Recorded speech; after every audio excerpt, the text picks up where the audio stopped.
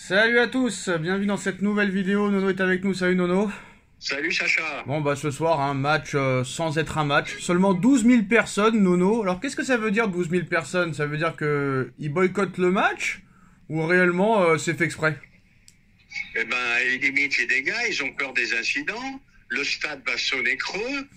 Bon, puis ils ont voulu montrer qu'ils ne céderaient pas. Quoi qu'il arrive, ils feront le match au Stade de France. Bon, ben, je crois que c'est la première fois un match de l'équipe de France a une capacité de 12 000.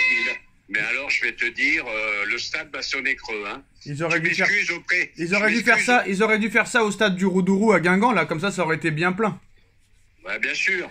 Alors Mais là, Nono, on s'en fout. Le clan Pérez veut mettre Vinicius à la porte, Nono. Voilà, s'il y a bien un joueur qui fait l'unanimité auprès des fans et des médias à Madrid, c'est bien Vinicius. Mais depuis quelque temps, il se dit qu'en interne, certains comportements du Brésilien crispent les dirigeants et les informations de Sport aujourd'hui vont d'ailleurs dans ce sens. Selon le média, le fils de Florentino Pérez, devenu très important au Real Madrid, a conseillé à son père, président du Real, Florentino Pérez, de se séparer de lui, Nono. Ah bah le Nono il est fort, je m'excuse, je suis prétentieux. Je l'avais annoncé, le premier qui devrait sauter, ça serait Vinicius. Eh ben ça risque de se produire.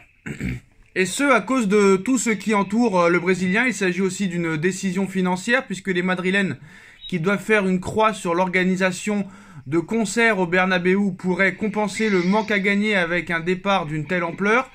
Certaines discussions de l'entourage de Vinicius avec l'Arabie Saoudite dans le dos du Real Madrid ont aussi beaucoup déplu. Apparemment, il a parlé avec les dirigeants de certains clubs saoudiens dans le dos du Real Madrid. Et ils ont aussi, ça a été beaucoup déplu. Surtout qu'en plus de ça, ils lui ont proposé pour le récompenser de sa deuxième place au Ballon d'Or. Pour eux, il aurait dû l'avoir, de le prolonger jusqu'en 2028. Pour l'instant, Florentino Pérez, bien sûr, refuse de se séparer du peut-être meilleur joueur du monde à l'heure actuelle. Et on sait que Paris a proposé une offre de 250 millions d'euros. Bon bah écoute, une offre à 250 c'est magnifique. Je pense qu'ils vont lui proposer un salaire stratosphérique. Mais le problème c'est l'Arabie Saoudite qui risque de mettre une somme inimaginable. Ouais, mais Vinicius, il peut y aller quand il veut en Arabie Saoudite, alors que là, à 25 ans, il ira pas. C'est là que je voulais en finir. Mais est-ce qu'à 23 ans, en pleine... Non, il a pas 23 ans. Il a pas 23 ans, faut arrêter. Ça fait 20 ans qu'il a 23 ans. Il a 24 ans et il aura 25 ans quand il partira, s'il part. Bon, bah alors 24 ans, voilà, on va pas mégoter un an. Ah bah si, parce que pour Mbappé, vous le faites. Pourquoi pas pour Vinicius? Alors à 24 ans, ça me paraît un peu tôt pour partir en Arabie Saoudite. Et il aura 25 au prochain mercato, pas l'oublier. Voilà, donc ça voudrait dire qu'il limite sa carrière à très très peu. Donc je pense que le PSG sur ce coup-là a une chance. Alors Nono, on avait dit peut-être que si Mbappé continue comme ça, ça pourrait finir à la Eden Hazard. On est peut-être des devins, Nono. Au lieu de s'entraîner à Madrid, très clairement, Monsieur Mbappé s'amuse à faire du karting avec Eden Hazard. Donc peut-être que Eden Hazard va lui donner des conseils pour échouer à Madrid, Nono. Donc ça a été vu hier, Il fait la folie, il fait du karting avec Monsieur Hazard. Donc je sais qu'il a le droit, il est en jour de repos. Mais bon, je pensais que le gars, quand même, allait mettre tout ça de côté, allait éviter les polémiques, et se mettre à 100%, tu sais... au centre d'entraînement pour essayer de retrouver un peu son niveau, sa forme, sa rapidité, sa santé, machin. Et le mec, le dimanche, on le voit faire la fête avec Tenas et Hakimi. Là, c'est avec du karting avec Hazard. Est-ce que Hazard lui a dit comment il a fini? Et fin de carrière à 31 ans, Hazard. Eh ben, je veux faire un petit jeu de mots, Sacha. Qui se ressemble, s'assemble. Hazard, ça a été un gros échec, qui a coûté cher quand même, qui a coûté 100 bâtons de transfert. Il a dû jouer 10 matchs dans sa carrière à Madrid. Donc, qui se ressemble, s'assemble. Je sens le Mbappé un peu perdu.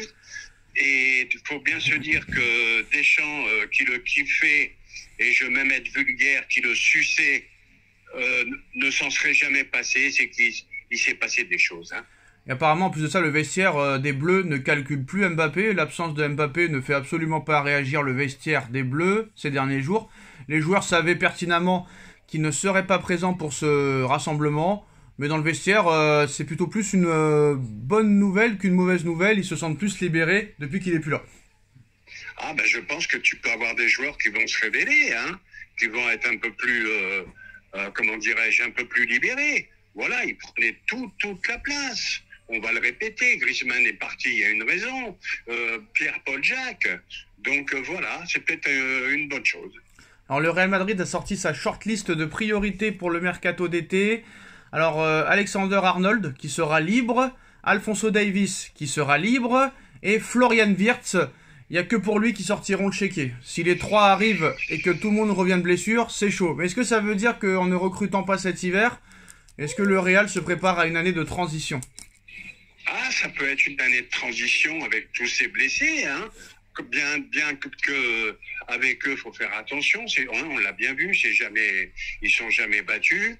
Hein, ils ont quand même un mental d'acier. Mais cette année, je pense que ça va être très très difficile de la regagner encore une fois. On a vu que le PSG aurait contacté Erling Haaland. Hein. Haaland a toujours une clause libératoire tous les mois de juillet de son contrat, Nono, de 150 millions d'euros. Peut-être que Enrique a refusé Gyökeres pour avoir peut-être Haaland, non? Pourquoi pas, mais Haaland c'est pareil, il faut qu'il se décide. Il faut avoir envie de venir dans un club.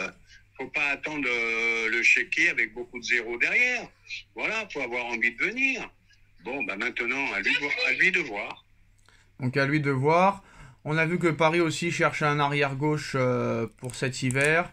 Il y a le nom de Lucas Hernandez qui a été cité, mais très compliqué en plein milieu d'année comme ça. Ça va être compliqué de trouver un arrière-gauche. Bah, surtout que Nuno Mendes, en plus, ne donne pas satisfaction. Et il paraît qu'aussi Enrique a demandé à Fabian Ruiz qu'il attendait beaucoup plus de lui et qu'il faudra faire des efforts à l'avenir s'il veut être titulaire. Ah, mais moi, c'est un mystère. C'est un mystère, Fabian Ruiz. Alors, je vais pas répéter, je m'arrête là. C'est le cousin du joueur qui joue en Espagne. Ça, il n'y a que Enrique qui peut nous répondre. Et la grosse déception, Nuno Mendes, mon gâté, mon latéral préféré, ben voilà, lui aussi. Dès qu'ils arrivent à Paris, mais c'est si beau que ça, Paris, c'est si beau que ça, il y a autant d'endroits que ça. Et ben le roi de la nuit, et ben incroyable. Ouais, si tu pouvais éviter de parler comme le club ennemi, Nono, ce serait sympathique. Après, bon, on a vu quand même qu'il y avait d'autres joueurs peut-être intéressants, mais bon, la presse tombe souvent complètement à côté. Et ça se trouve, on va nous sortir deux pistes que personne n'aurait pu imaginer cet hiver. Ah, ça c'est possible aussi, hein. Ah, Gabriel Moscardo a été buteur en amical avec le Stade de Reims, Nono.